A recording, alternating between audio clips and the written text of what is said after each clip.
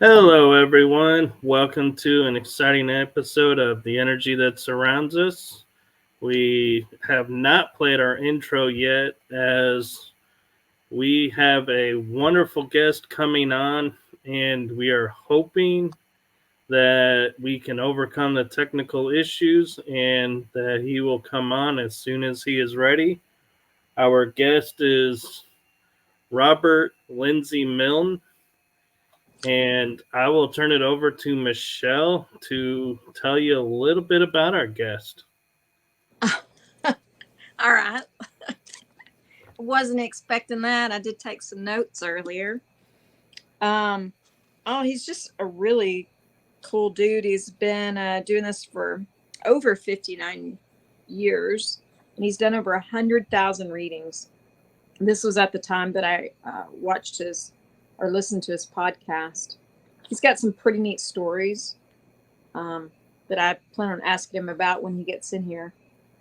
And yeah, back to you, Michael. So while we're waiting for him to come on, I think that, you know what? Let's start the show officially, and why not play the intro? Okay, sounds good. And of course, now my mouse jumped, and now I gotta go find the intro. Here it is. All right, everyone, here we go.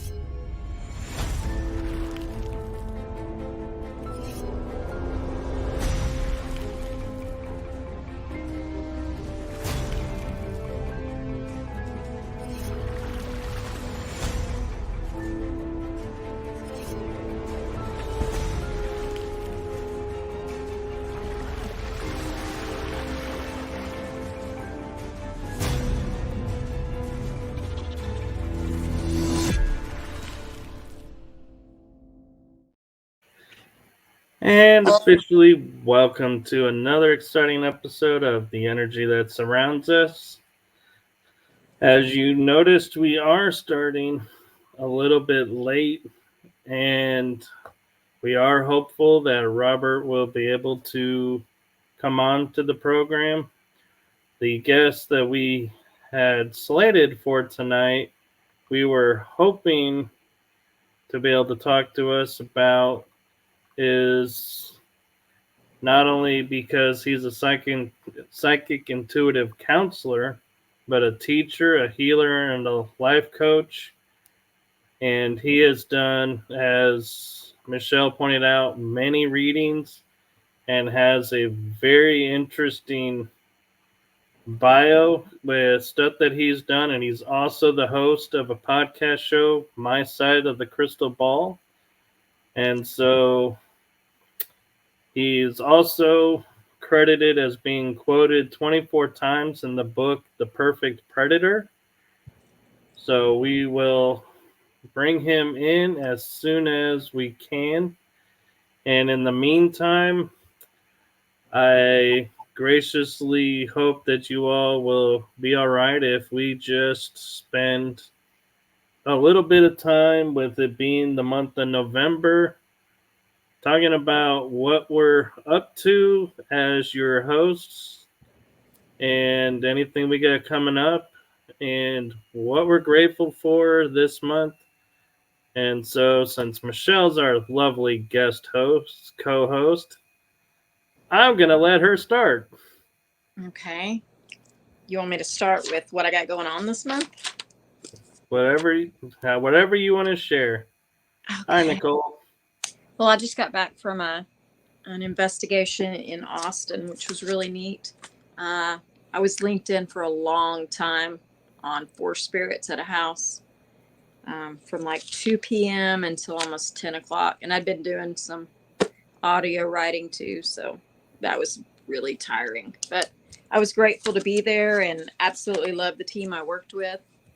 It was really, really good. We can share it. But there we go. Yeah, much better. And what are you up to this month? This month I have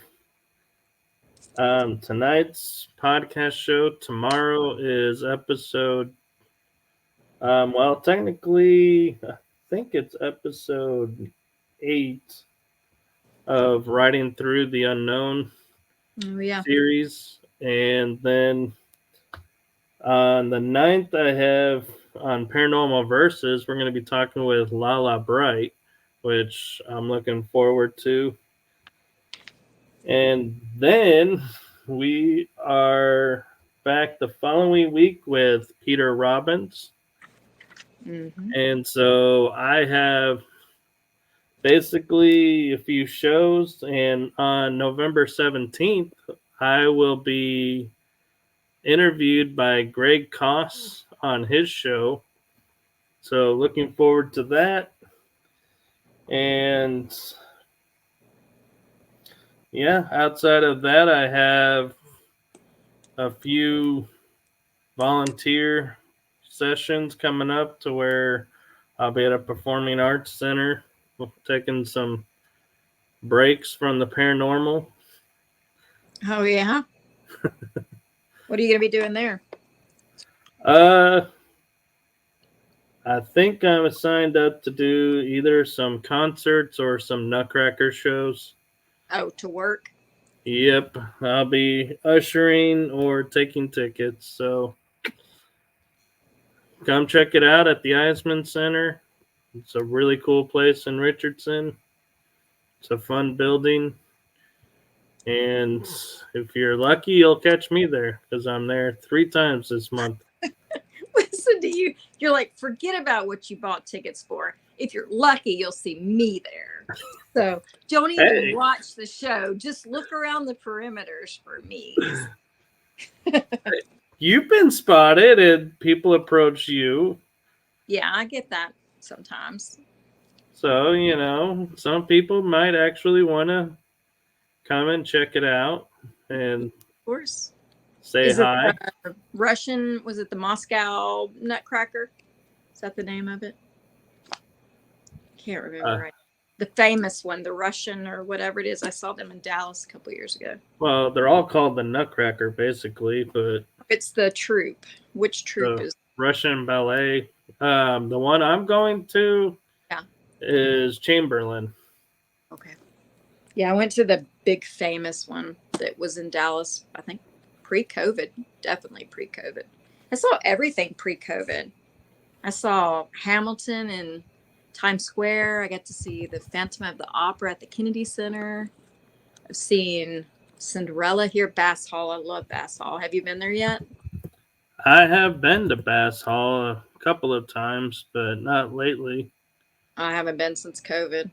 I absolutely love Bass Hall. Beautiful. And the valet is pretty good too. It's hard to walk hills from that parking garage all the way to the front. It's pretty good. What else are we gonna do? November. Oh, I'm gonna be on Happy Hour Paranormal or Paranormal Happy Hour. I can't remember how Suzette does it pretty soon. And yeah, so hi Nicole, I just saw that. So yeah, just mess around. Grandkids tomorrow. Pretty excited about that. First time to take the I think 7 and 6-year-old to Dinosaur World in Glenrose. So Wait, and Glenrose, you mean Dinosaur Valley? no, Dinosaur World. There's a big old place there that has gigantic ones, like 200 gigantic ones that you can walk through. Really? Yes, it's very cool. They've got a gigantic gift shop in there, and there's dinosaurs you can stick your head through. And then there's I think the koi pond is probably still there. Big koi pond with like gigantic kois, and it's awesome. Ah, so they have animatronic dinos there now? They don't move. They're just like statues, like big, lifelike statues. And you Is it a walk part through. of is it a part of the Dinosaur Valley, or is it a whole different? Totally different Like, thing. Same thing. It's like right before the the Museum for Evolution, and then it's the Valley, Dinosaur Valley. So it's kind of the first thing when you turn going toward Dinosaur Valley. okay. But I was just at Dinosaur Valley maybe a month ago or whatever. They had where you could walk through and they would show you edible plants on the path, like you can eat juniper berries but not too many, and that you can eat the root on a briar bush, like the vines, the ones that if they scratch you they burn real bad. You can like Right. eat the root. They said the root's like really really deep, but you can eat it. And they said it's kind of like a potato.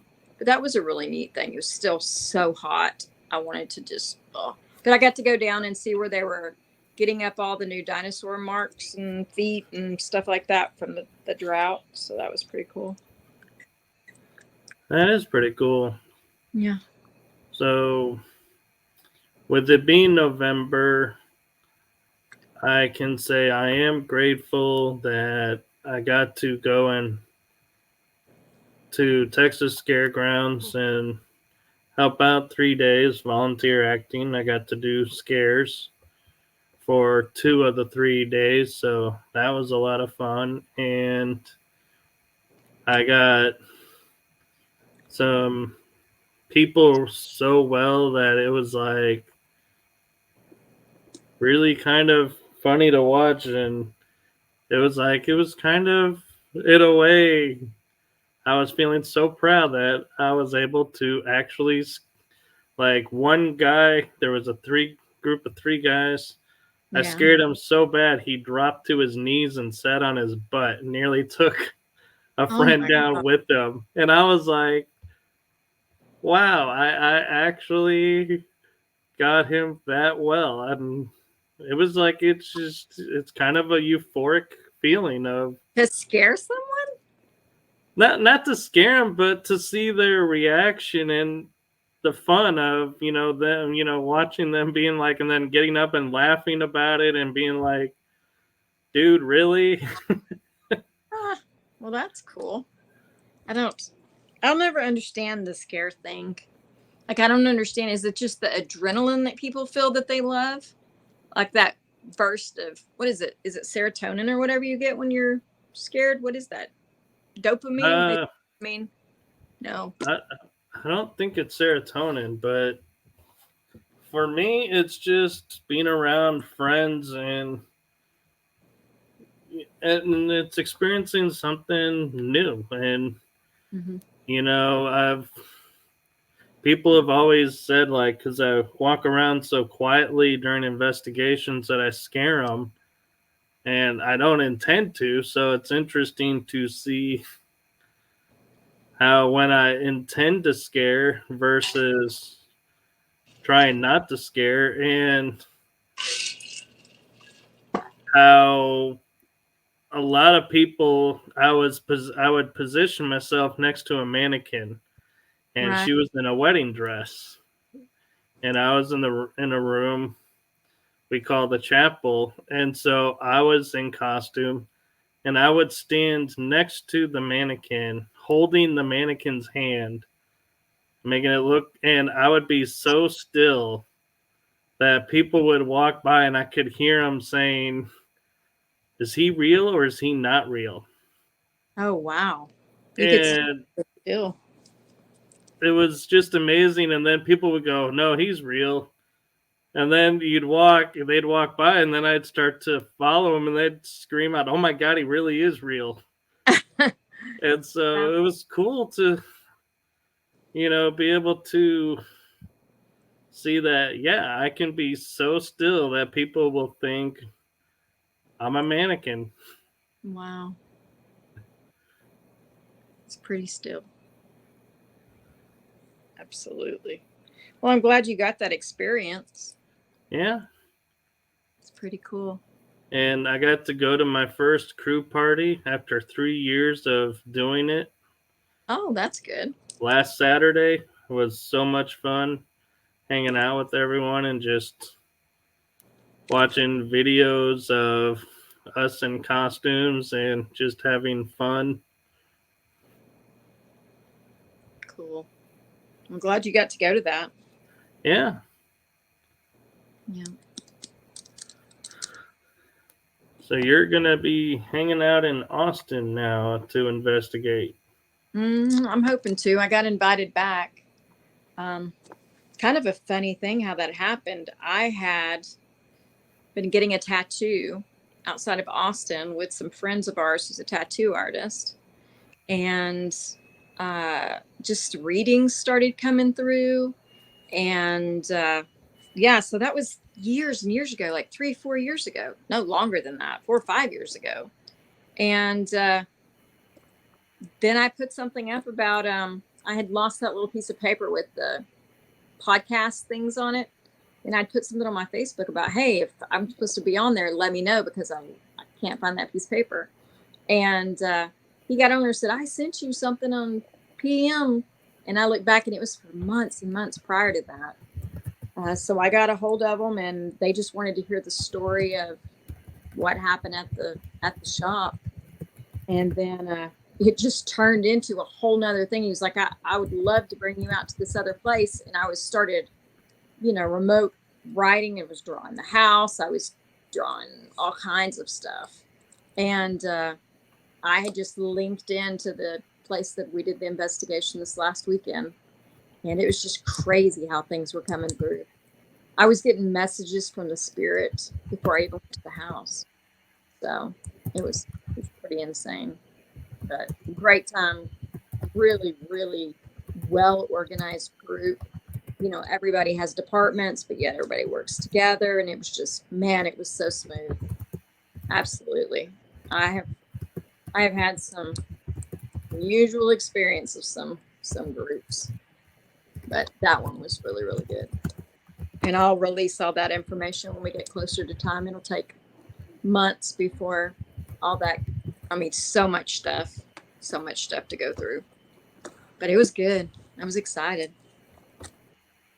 And they were gracious enough to host me, which was nice. All right. So, any big plans for Thanksgiving? No, I'm not really doing anything on Thanksgiving. Wish my mom a happy birthday, but we do our Christmas and Thanksgiving together in December, so everybody doesn't have to try to get away twice. And yeah, maybe I'll go to PA for Thanksgiving. I don't know. Depends on what Barry's up to. So we'll see. I've talked to a paranormal group up there about working with them a little bit when I'm in PA. I'm going to make sure no matter where we go, I'm doing something. And then we'll be in London in April, hopefully. If the actors are on strike now. Anyway, when that's over, then hopefully get to bop around London a little bit. Oh, what's in London? That's where he's got my boyfriend's an actor. Oh. He's got a show he's doing there. So he'll be taping and I'll get to bop around. I think Jen's gonna come over and run around with me a little bit. So excited about that. But really looking forward to it. So any big things in December coming up? I think I'm on Andy Dakotas' in December. Yeah, I'm going to be on Andy Dakotas' show on the 15th. Well, that's cool. Yeah, I'm excited about it. I was supposed to be on there forever ago, and then, I think Daddy died. Wow, that's been a while. It's been almost 2 years. So I'm a little behind being on Andy's show. But when Dad died, I didn't do anything. I had just bought the shell on the house, and I flopped right in the middle of my 4 million degree house that was just a shell at the time, and told the spirits to just leave me alone, that they understood grief. Just leave me alone. They're not welcome in this house. And I've had good luck. I've had mediums and things come in this house. They're like, it's totally dead in here. Like there's nothing. I'm like, yeah. Every once in a while they'll come in here and I'm like, out of my house. This is my sanctuary.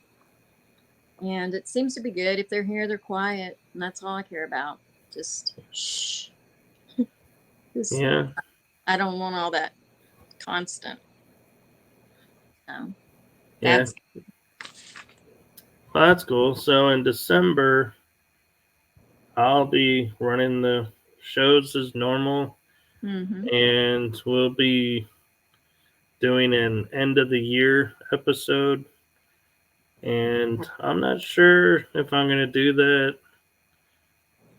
as during an episode, or if I'm going to do a little special something on the side for that. But it is kind of little heartfelt that we're in November. Yes. Which means there's only 2 more months left of the year, and then this first season of the show will be over. That's crazy. And we'll be looking at what's season 2 is gonna be looking like. And I'll be sharing some of that in December of what some of season 2 may look like. And in December, I do have a special something coming up that learning from my great friend Andy, you're just going to have to wait and see in December what it is. I can't talk about it right now, but trust me, you're going to be surprised to learn what's coming for December. And it is something that's truly a first for myself and any of my shows. So I'm excited to tease that a little bit, and Which show are you going to do it on? This show or the other shows? Which ones are you going to have the surprise on? Oh, it's for this show. Because I don't even know about it. This is the first I've even heard about it. I know. I just started working on it and putting it together. And so, yeah, nobody knows about this. For everybody.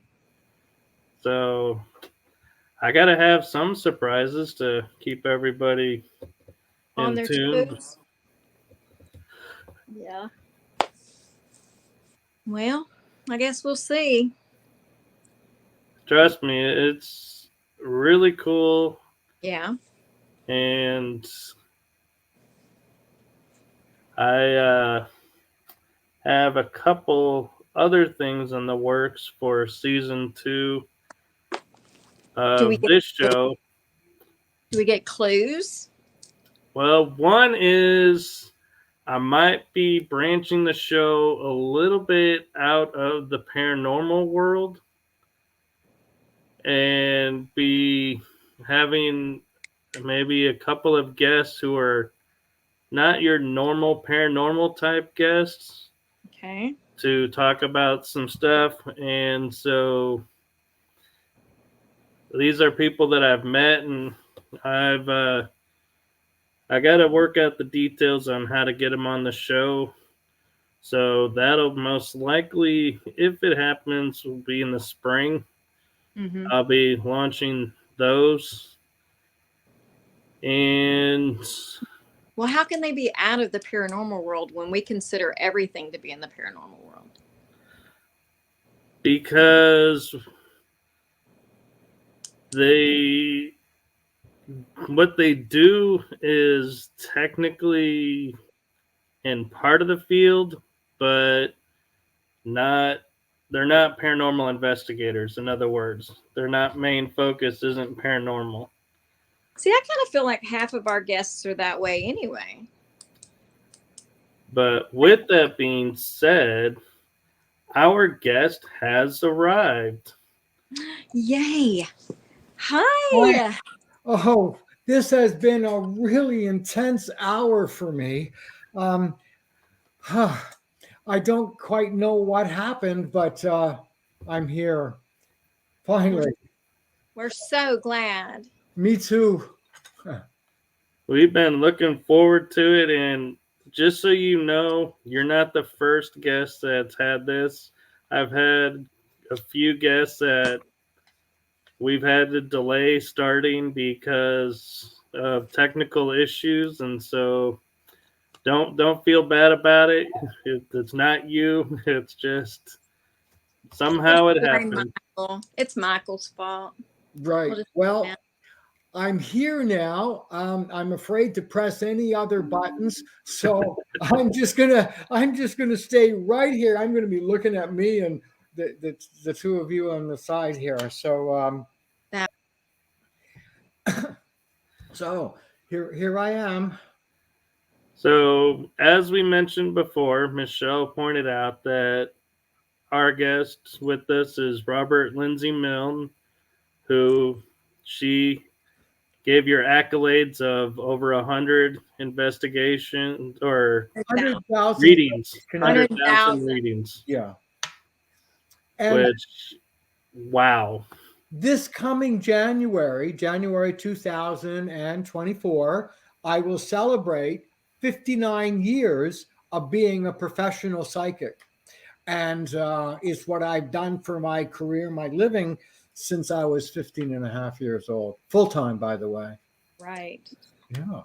I'm in awe. What was the tea room? You mentioned I caught some of your July 30th with everything imaginable.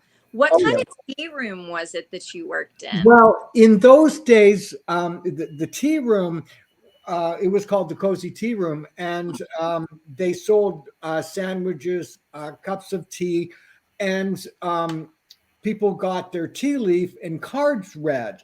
But in those days in Canada, it was against the law to do psychic readings. You would get busted. So the tea rooms would sell sandwiches and a cup of tea, for a fairly large amount of money, and then they got a reading from it. That's what the Cozy Tea Room was. Oh, that's cool. So that allowed you to kind of hone in on the things that you kind of already suspected that you could do. That's correct. Now, at the time, I said I was 15 and a half. I was actually homeless. And the way I got off the streets or survived on the streets was using my psychic ability and my intuition. And then I heard about the tea room.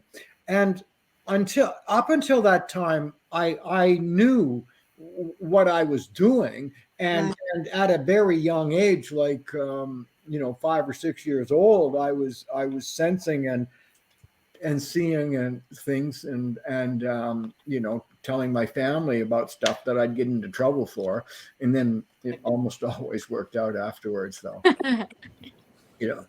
So I did not get to watch your stuff until this evening. I've just been so busy. I had an investigation this last weekend, and but I absolutely love the fact that you're not all about the names of what we can do, because I've never had to do that. Well, do you know what? I do, and we'll be teaching another psychic class.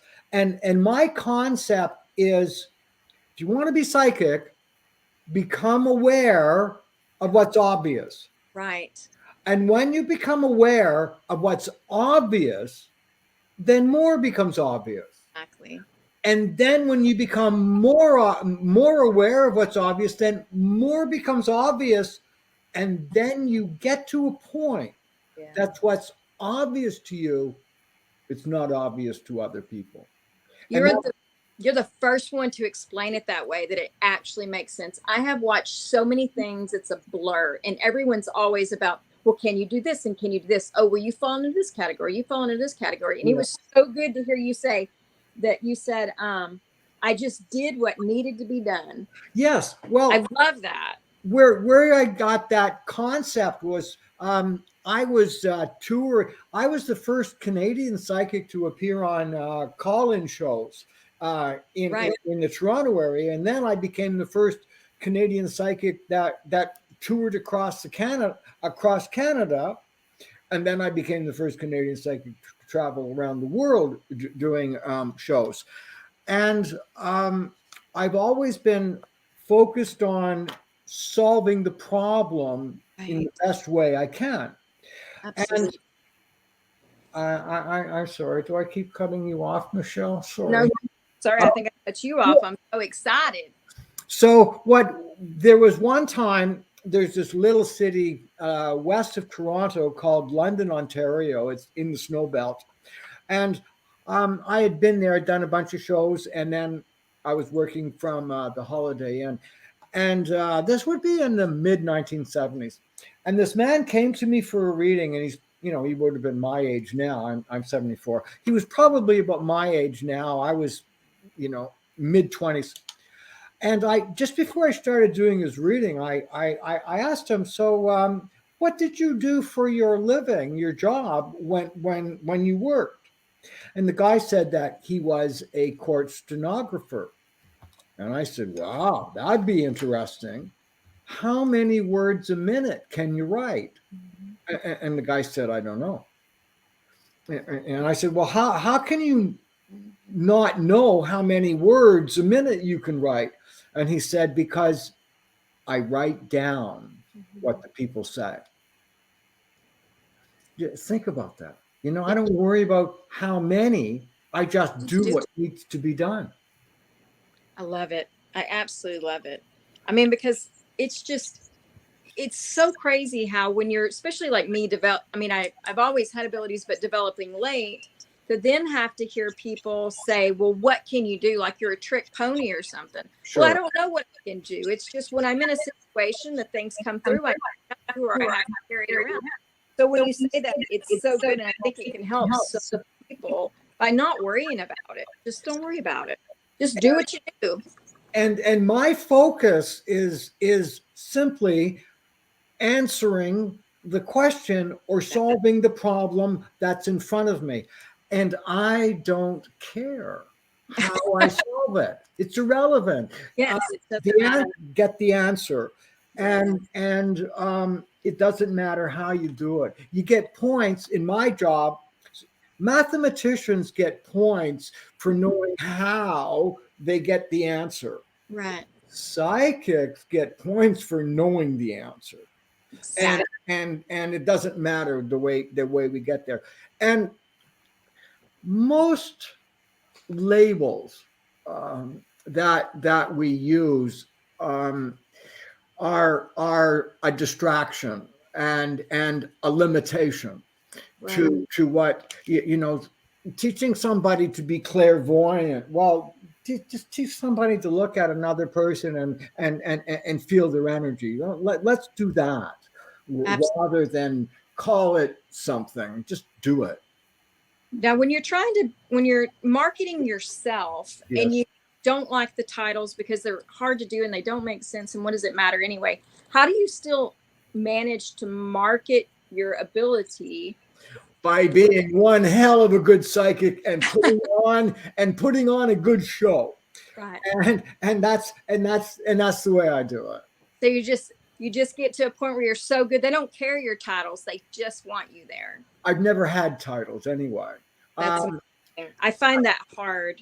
I find that I give you so much just gratitude and kudos for figuring that out, because in right now I can't seem to do much of anything without someone wanting a specific title. So it's really hard. I don't. I'm still. Well, Michelle.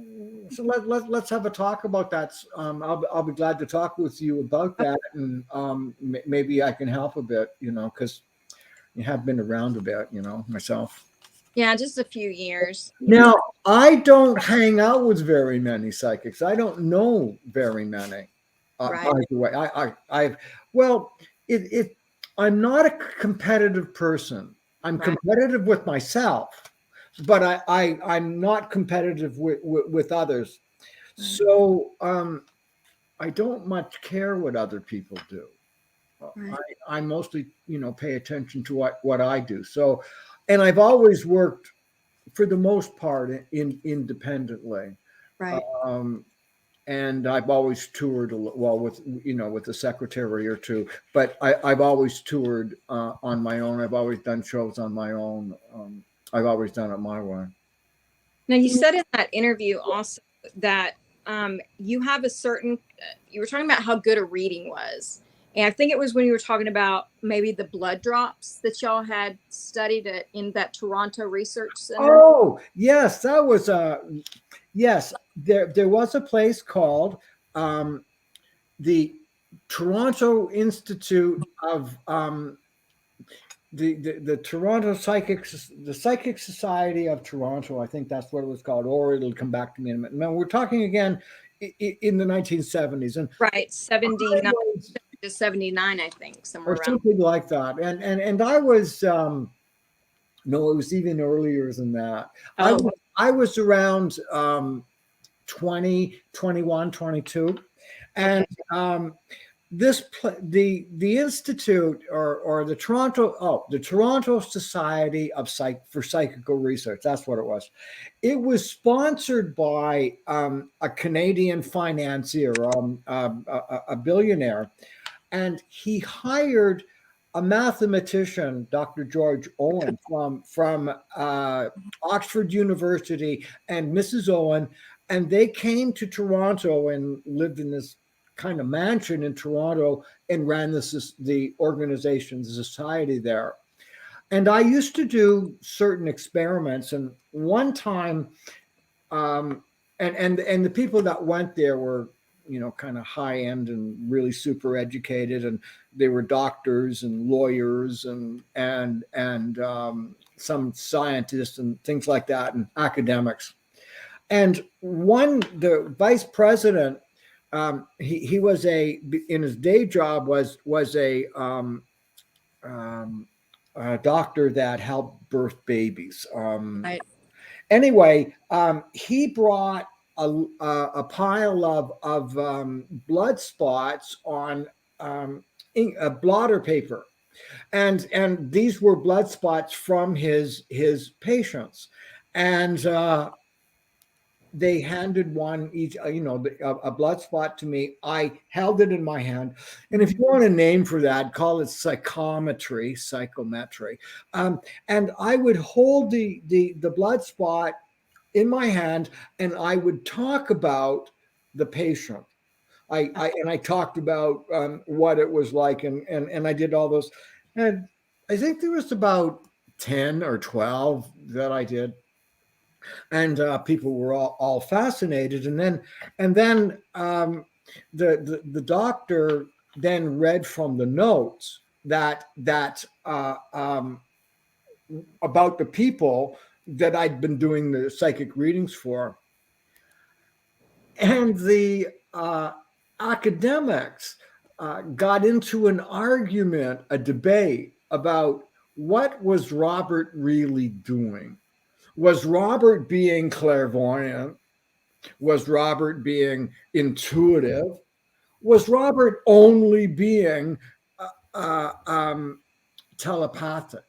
Mm-hmm. And I was listening to these people talk like that, like, was Robert only being? Yeah. And I grabbed one of the ink spots, and I ran over to this guy and said, "You be only." Right. Yeah. Oh, you be clairsentient. Let's see you do it. And Right. that was the end of the conversation. And then I wouldn't do it anymore because people kept trying to label it rather than do it. Yeah. I totally get it.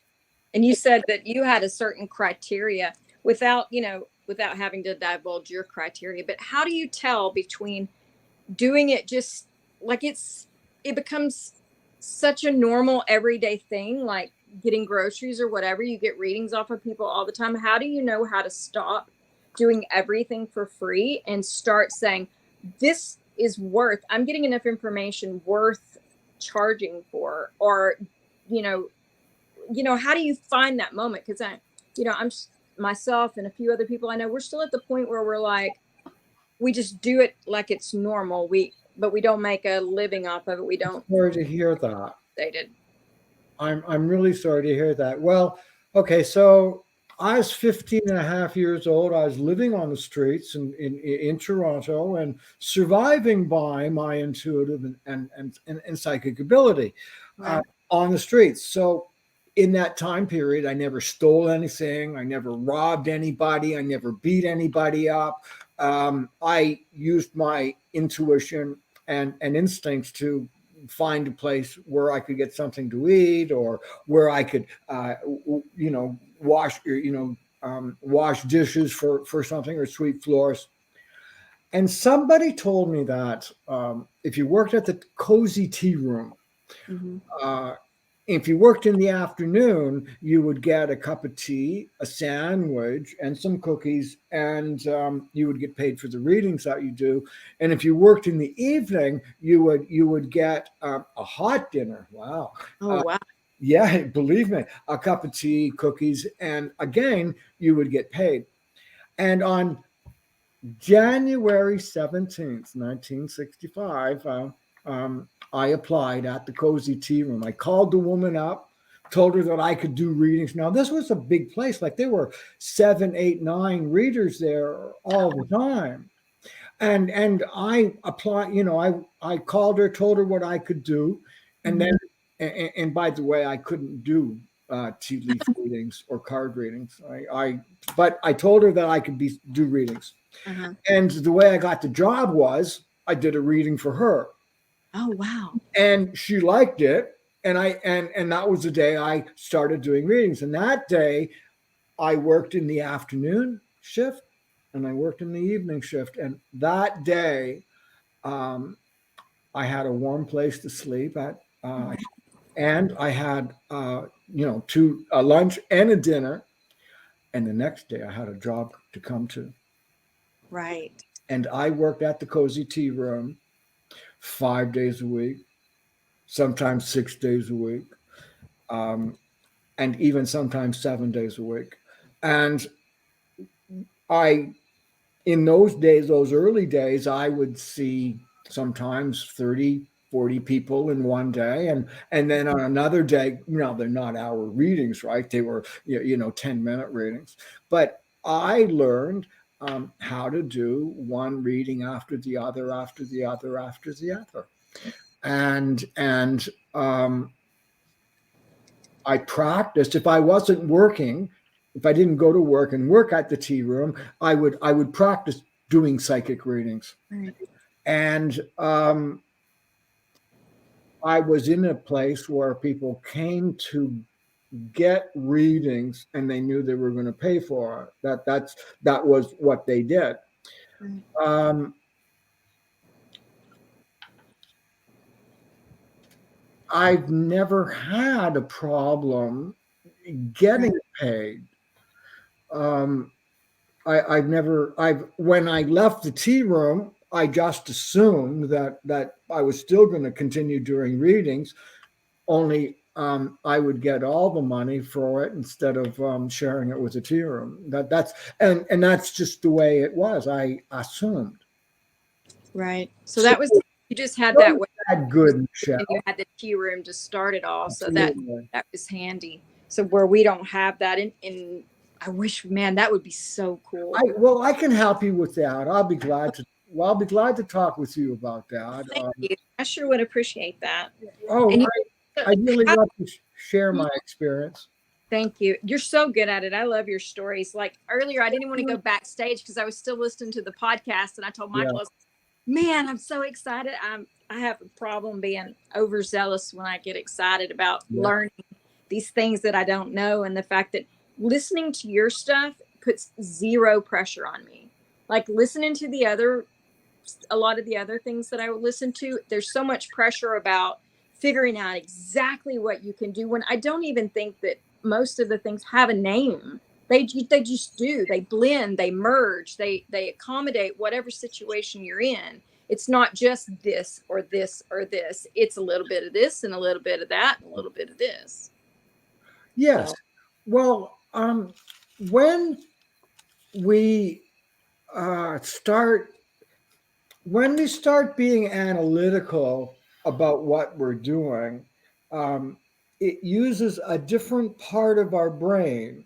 Our analytical brain is the upper brain, Right. and where our intuition and psychic awareness, and it comes from another part, the middle brain, and that's where our intuition and psychic ability comes. And we don't think logically, we think conceptually. And as soon as you start to become analytical, you're not being psychic anymore. You're not doing a psychic reading anymore. You're doing something different. That makes complete sense because it's almost like everything gets fuzzy when I'm having to think out like within the box instead of out of the box. It's like it kind of blocks everything. So that makes sense that it would be coming from different parts of your brain. It's so. Incidentally, I've never met anybody that does what I'm going to just say now, but I guarantee my work absolutely forever. So if I did a reading for you 25 years ago, and you come up to me today and you say, Robert, you did a reading for me 25 years ago, and after all these years, that reading sucked. What I simply do is say, I am so sorry, and I just give them back their money. Wow. And that goes from the time I complete their reading until the ending of my life or theirs. I guarantee that they will believe and feel that the service I gave them was of value, helped them, and was a good service. If not, I'll give you back your money. And I've done it more than I like to do it, and but I do. Now, if I did a reading for you in 1983, and this is 2023, you're not getting today's back, right? You're getting that money that you get your principal. You don't get interest, right? It's so funny. Yeah. Oh man. However, I've never met anybody that does that. Yeah.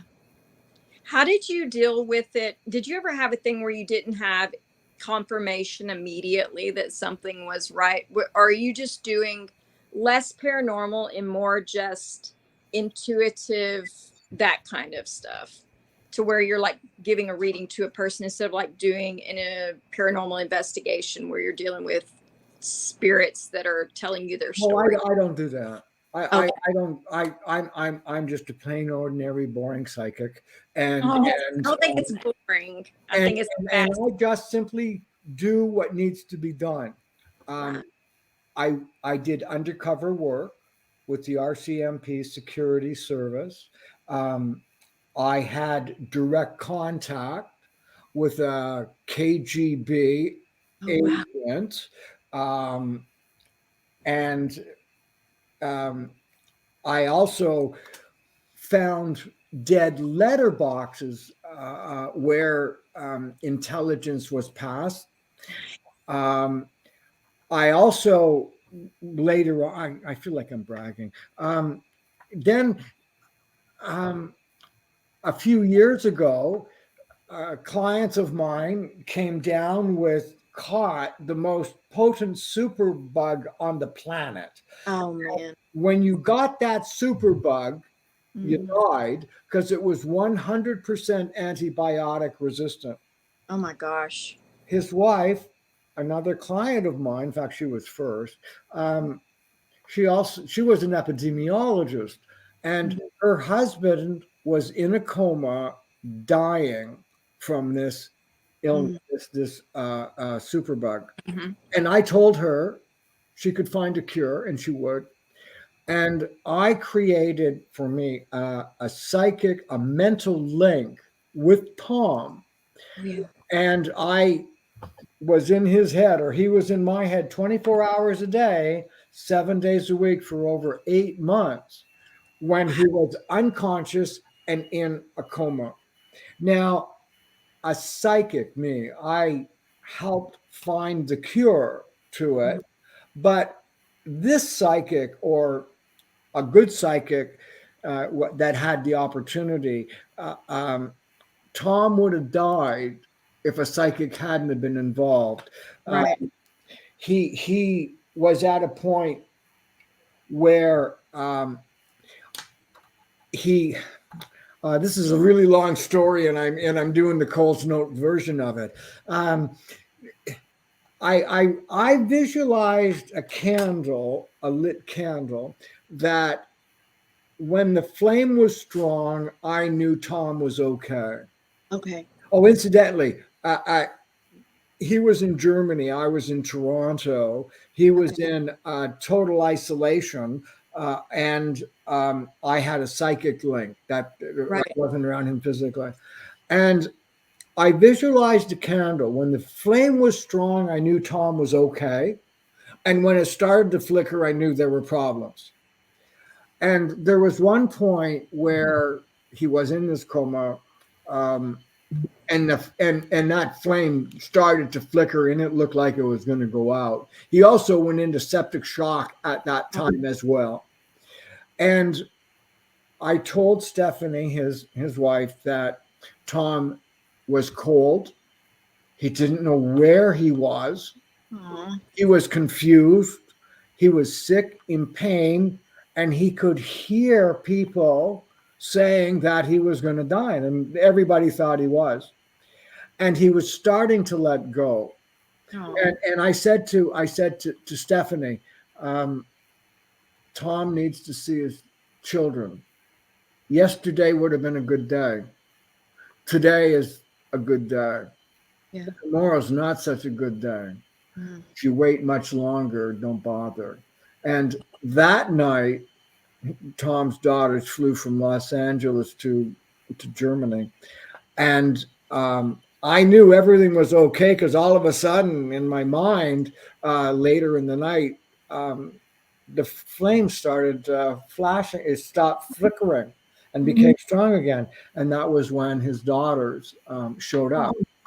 And it's written all about that, or part of it, in a book called The Perfect Predator. And we talked about that. And there were several other things. So if a psychic hadn't have been involved, and there are so many people around that could have done it, I just got the call. There were others that could have. If a psychic hadn't have been involved, Tom would have died.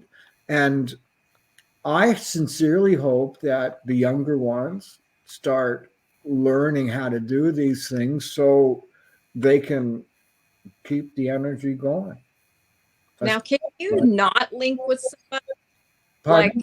can you not link with someone? Say, like when I was married, I would link very quickly to my husband's. Like, I would be able to answer questions before they ask and did all that stuff. How can you? I always felt like it was kind of unfair for me to be able to do that for them, but me to be, they couldn't do that for me. I always felt kind of like I was cheating by knowing the questions before they were asked. No, it's that you're just smarter. That's the reason, Well, I will just not say anything to keep the peace.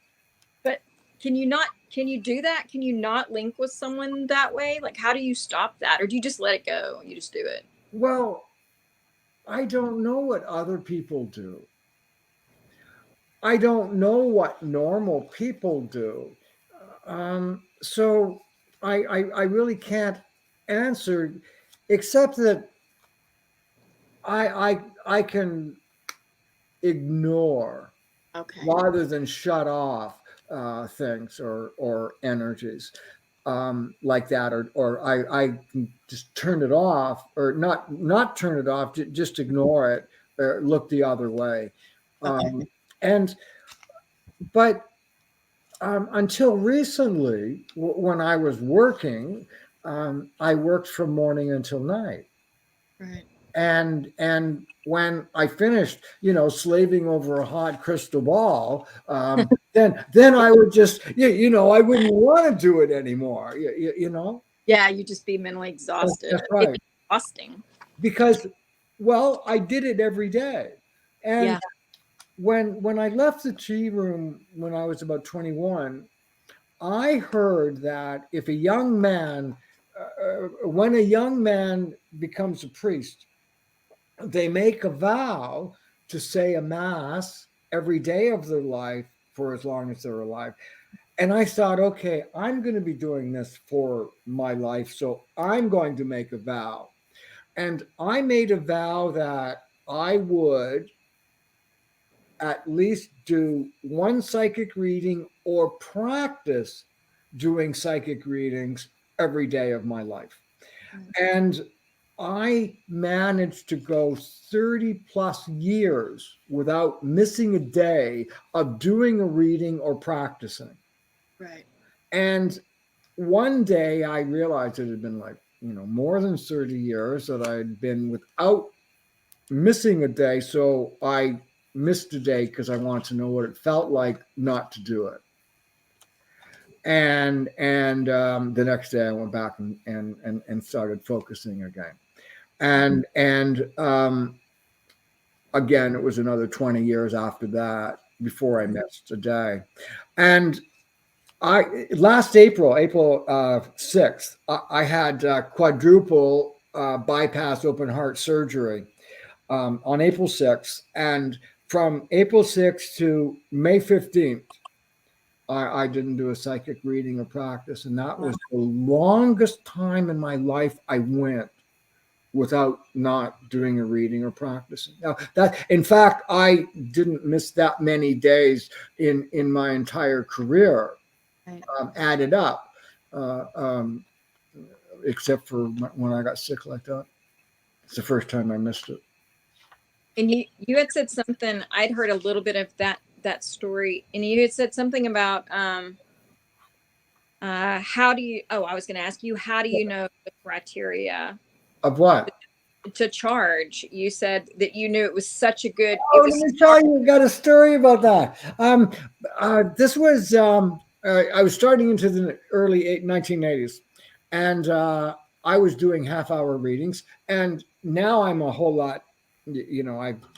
I'm slower and I take more time. But in those days, it was still like being at the tea room, but I added time. So I used to do half-hour readings, and in that time, I would do 20 half-hour readings. I would be on tour. I would do 20 half-hour readings every day. And the way it would work is I would do 10 half-hour readings in a row and then take a 1 hour break. And then I would do 10 more in a row. And then I go party all night. And then the next day, do it all over again, And and that would be like one day after the other, after the other, after the other, for days. It was just what I did. And it was, I was very strict and structured then. So if your appointment was at 12 o'clock, it started at noon. At 12:29, your reading was over, and at 12:30, I was doing the next one. And it was like that day in, day out, day in, day out. And again, I partied all night too. And there was one time in Vancouver, I was being interviewed by a reporter from the Vancouver Sun. And she was a very masculine woman, Mm-hmm. and she was an angry woman, and she anyway, she was, and she didn't like me. And every time she asked me a question, she got crabbier and crabbier. And there was this one point she said, um, "Do you charge for your readings?" No, she said, "How long are your readings?" And I said, "Well, half an hour, 30 minutes." And she said, "You charge for them, right?" And I said, "Yes." And she said, "How much do you charge?" And I said, $80 a reading." And she said, $80 a reading for a half an hour? How come you charge $80? Like, she was just outraged. How come you charge $80 for a half an hour? And I said, because I can't get 100.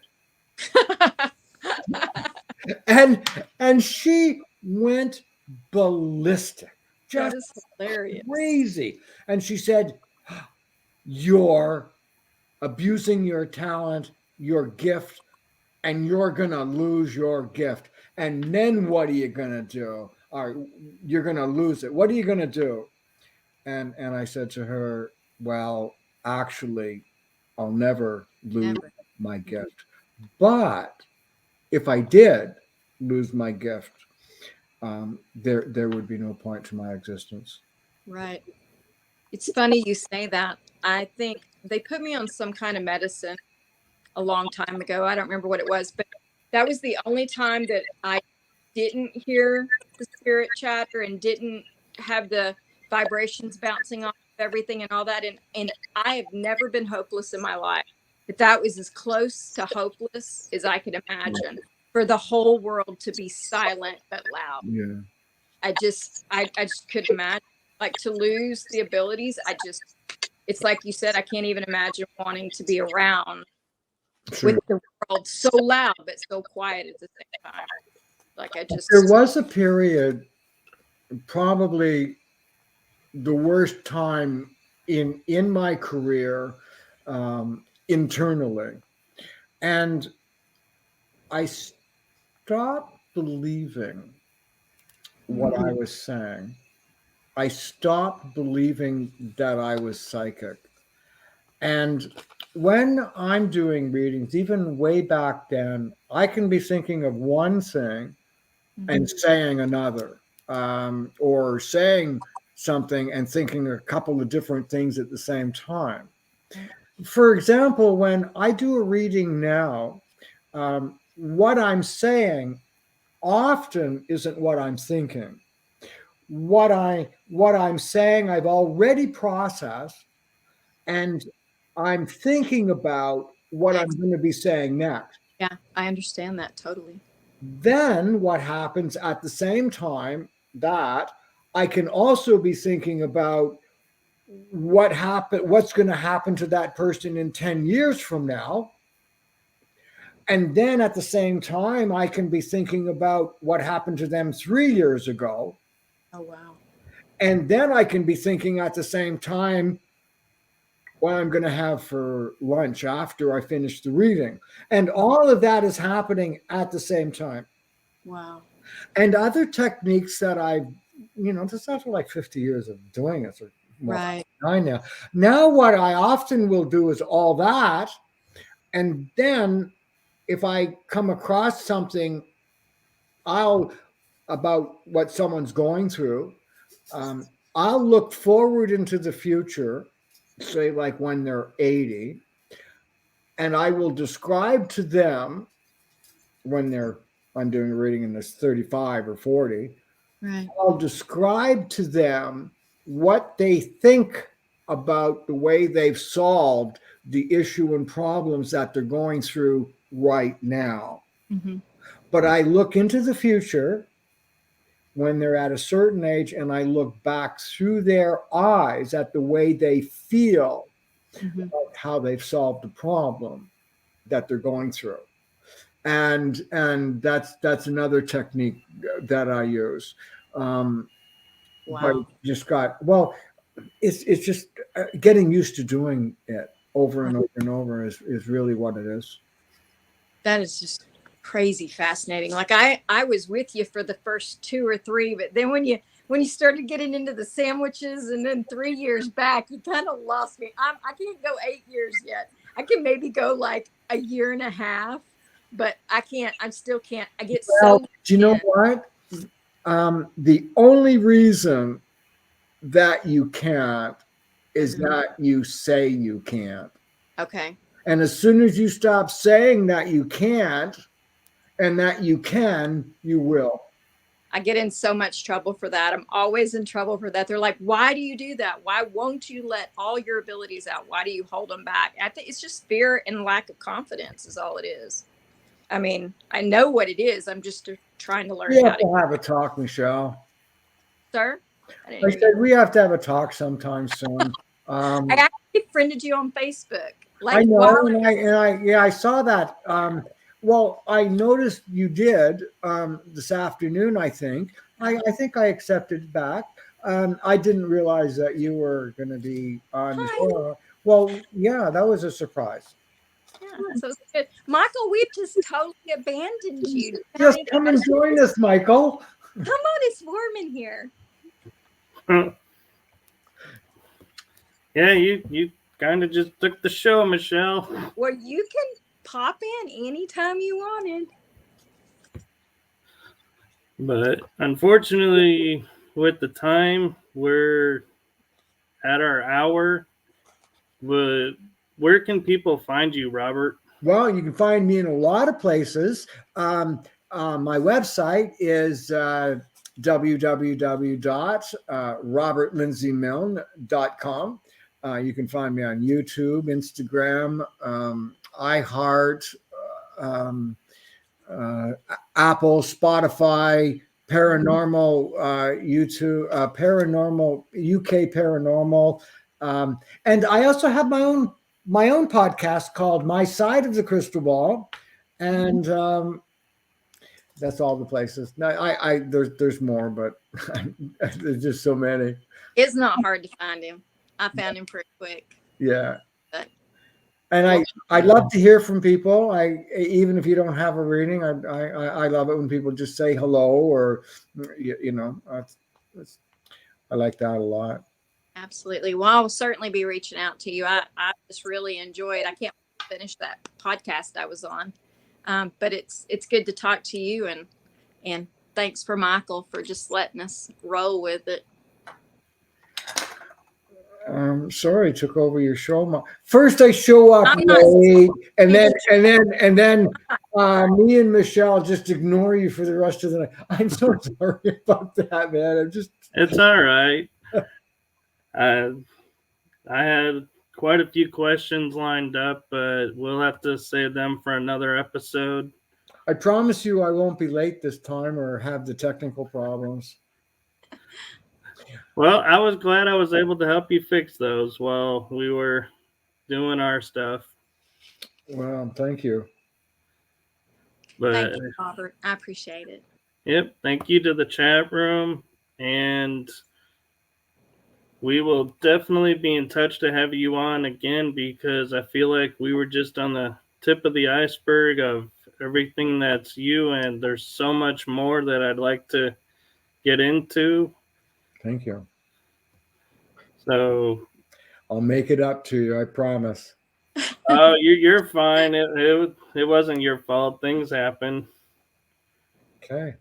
But yep, we will definitely be in touch. Probably February 2024 is when I'm booking next show. So Okay. I sent you a friend request so we can talk. Okay. Schedule On Facebook, you did? on Facebook. Okay. I found it while we were trying to fix your technical issue. So that's when I sent the request. Yes. Then you got to see my dog Tessa. She's 15 years. Yeah. 15 years old. Oh wow, she's getting to go around really well for 15 years old. She is. Yeah. Well, if you are we saying good night, or are we just sort of? Hey, Michael. Yeah, we're saying good night, and we will definitely have you back on. And thank you for coming on and sharing everything that you shared with us. Okay. Thank you so much. All right. Bye, everybody. Thanks for tuning in. Bye-bye, everyone. You have just listened to The Energy That Surrounds Us with your host, Michael Kopf. Be sure to tune in next week for our next episode.